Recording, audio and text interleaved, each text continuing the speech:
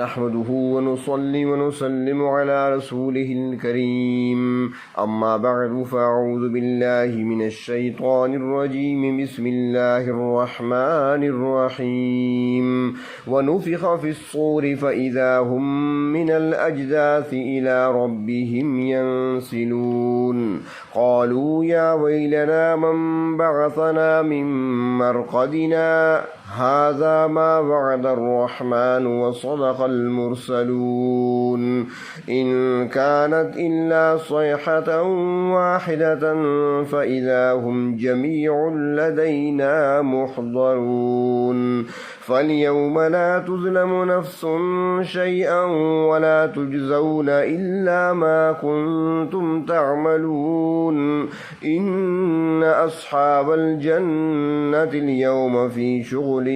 فاكهون هم وأزواجهم في ظلال على الأرائك متكئون لهم فيها فاكهة ولهم ما يدعون سلام قولا من رب رحيم وامتازوا اليوم أيها المجرمون صدق الله مولانا العظيم اللهم صل على سيدنا محمد وعلى آل سيدنا محمد وبارك وسلم سورة یاسین کی آیت نمبر 51 تا آیت نمبر 59۔ ان آیات میں اللہ تبارک و تعالی نے قیامت کے قائم ہونے اور لوگوں کے دوبارہ اٹھائے جانے کے وقت کے کچھ حالات کو بیان فرمایا ہے۔ ارشاد ہوا وَنُفِخَ فِي الصُّورِ، اور صور میں پھونکا جائے گا۔ قیامت جب قائم ہوگی تو اس کا آغاز ہوگا صور کا پھونکا جانا۔ اللہ تبارک و تعالی نے اپنے ایک فرشتے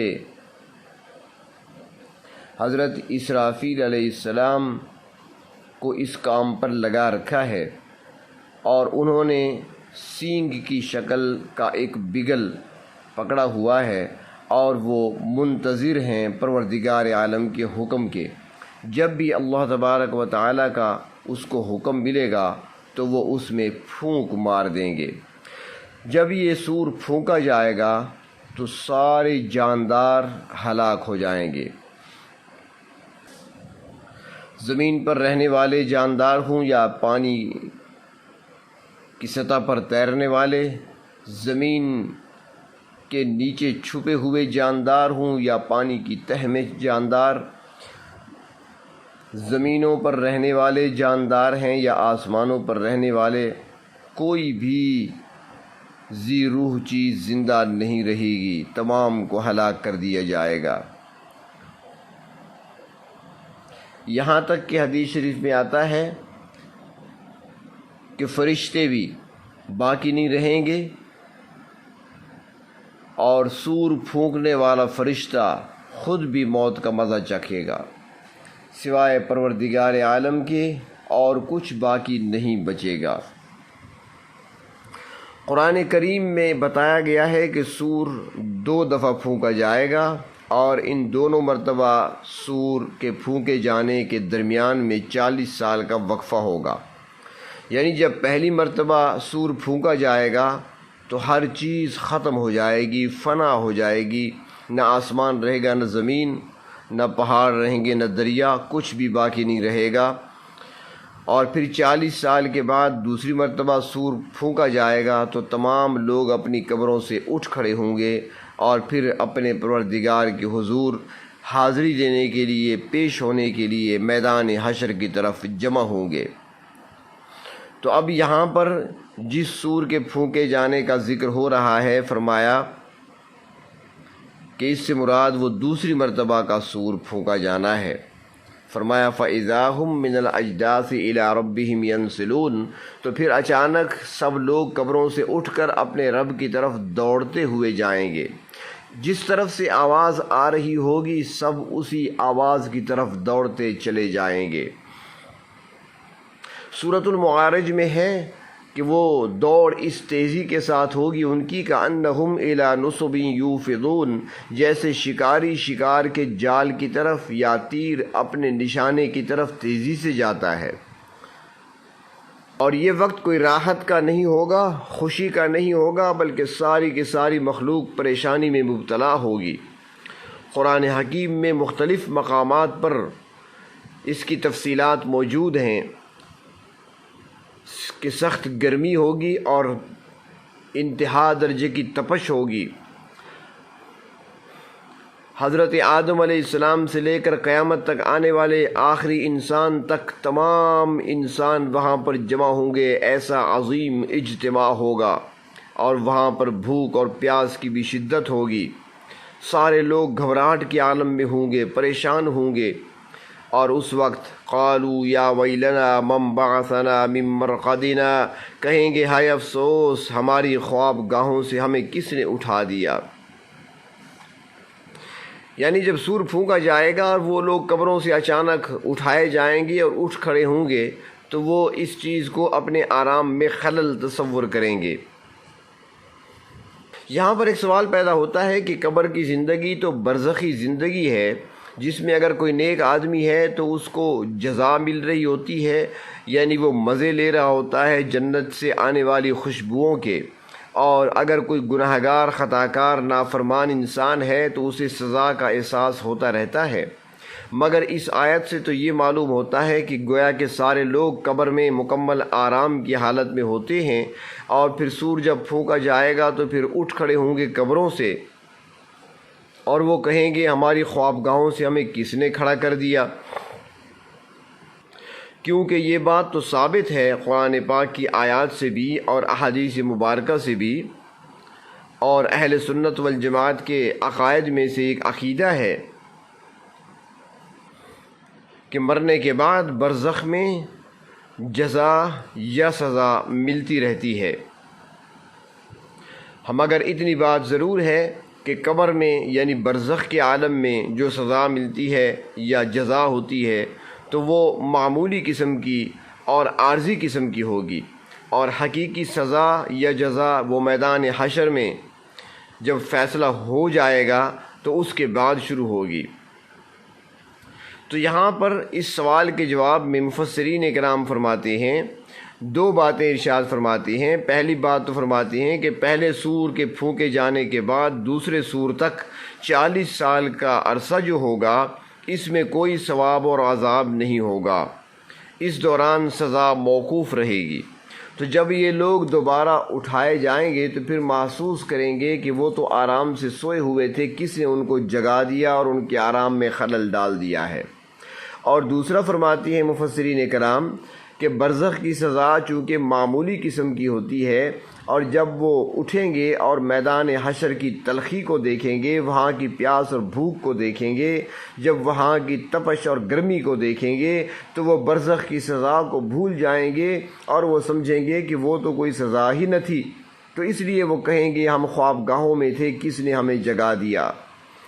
تو اللہ تبارک و تعالیٰ کی طرف سے ارشاد ہوگا ھذا ما وعد الرحمن وصدق المرسلون، یہی وہ چیز ہے جس کا وعدہ اس پروردگار نے کیا تھا جو رحمان ہے، اور جس کے متعلق اللہ تبارک و تعالیٰ کے رسولوں نے سچ فرمایا تھا کہ ایک دن ایسا آنے والا ہے جب تم سب قبروں سے دوبارہ اٹھائے جاؤ گے، اور اس کے بعد میدان حشر کی طرف تم نے سب نے جمع ہونا ہے، پھر وہاں پر حساب و کتاب کی منزل آئے گی، اور وہاں پر ہر ایک کو اپنے اپنے کیے کا بدلہ دیا جائے گا۔ اچھائیاں کی ہیں تو اچھا بدلہ ملے گا، برائیاں کی ہیں تو برا بدلہ ملے گا۔ اور پھر کیا ہوگا؟ فرمایا ان کانت الا صیحۃ واحدہ، ایک ہی آواز آئے گی، فَإِذَا هُمْ جَمِيعٌ لَدَيْنَا مُحْضَرُونَ، پس اچانک سب کے سب ہمارے پاس حاضر کر دیے جائیں گے۔ یعنی سور پھونکنے کی دیر ہے کہ ہر شخص بھاگ کر اللہ کے سامنے پیش ہو جائے گا،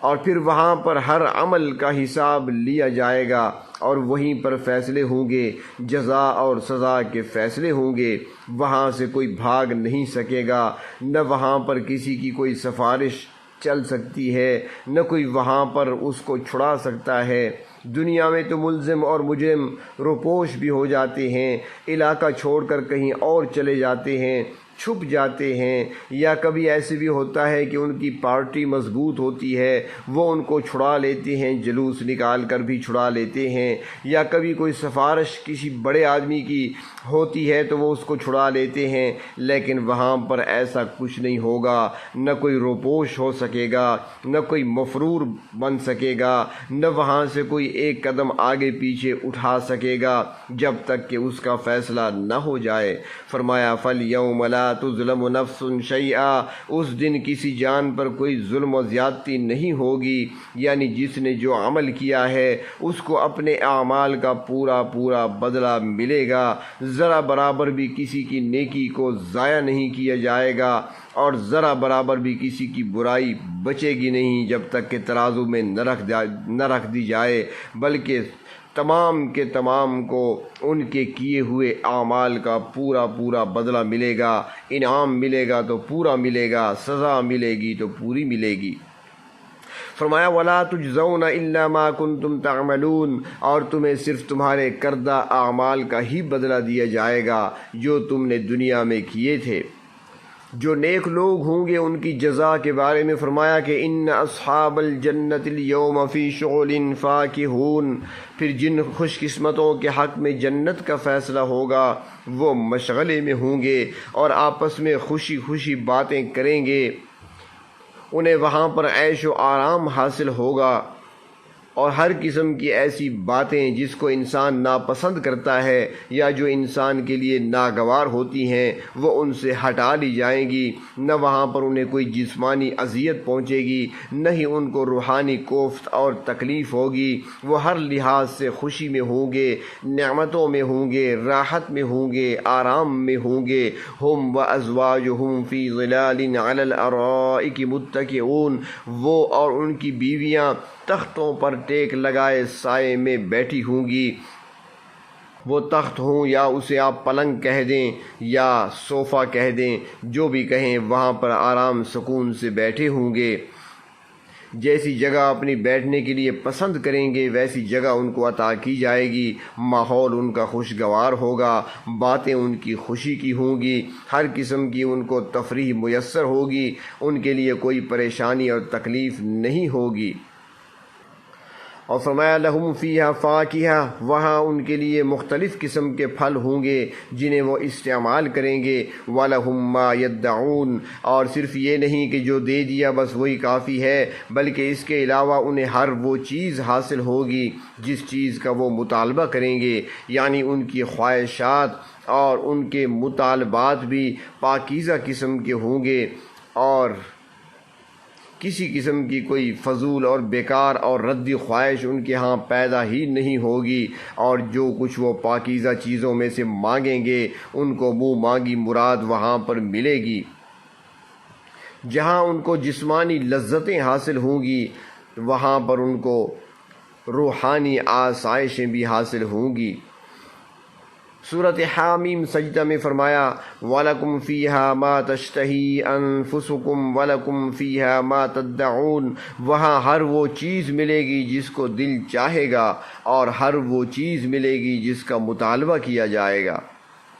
فرمایا یہ نعمتیں تو ملیں گی، ان نعمتوں کے علاوہ سلام، سلامتی ہوگی، قولا من رب الرحیم، یہ پروردگار کی طرف سے قول ہوگا جو کہ نہایت ہی مہربان ہیں۔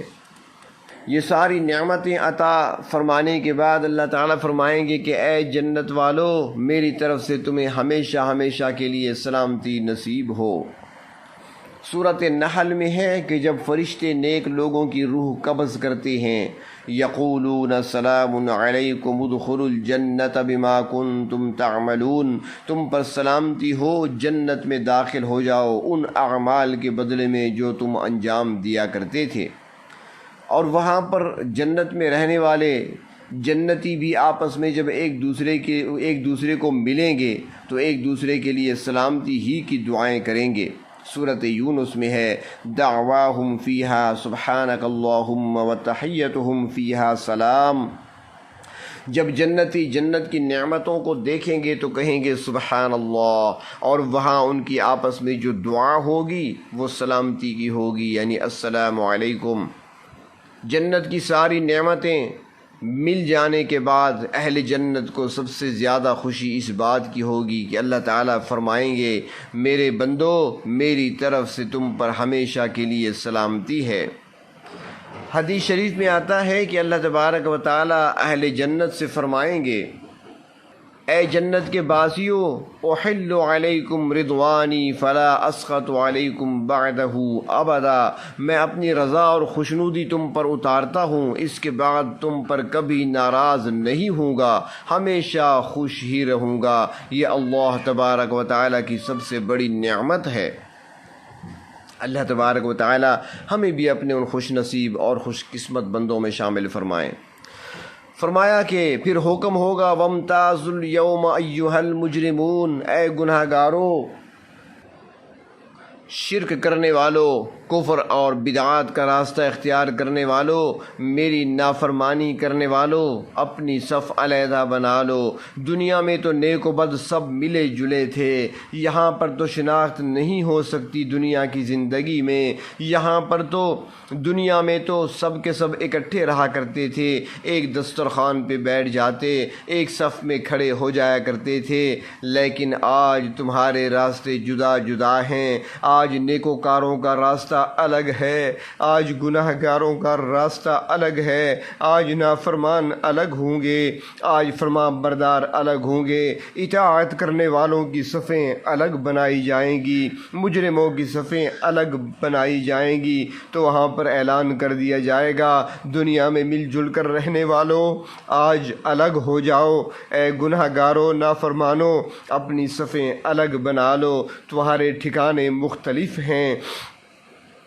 یہ انتہائی مشکل گھڑی ہوگی اور پریشانی کا عالم ہوگا اور مجرموں کے لیے بہت کٹھن منزل ہوگی۔ اللہ تبارک و تعالی ہمیں مجرموں میں شامل نہ فرمائیں بلکہ اپنے نیکوکار بندوں میں شامل فرما لیں۔ عمل تو کوئی نہیں ہمارے پاس، نیکی سے دامن خالی ہے، مگر پروردگار عالم اگر لطف و کرم فرما دیں، مہربانی اور شفقت والا معاملہ فرما دیں تو ہمارا کام بن جائے گا، اور پر امید ہیں اللہ تبارک و تعالی کی رحمت ضرور شامل حال ہوگی۔ وآخر دعوانا ان الحمد للہ رب العالمین۔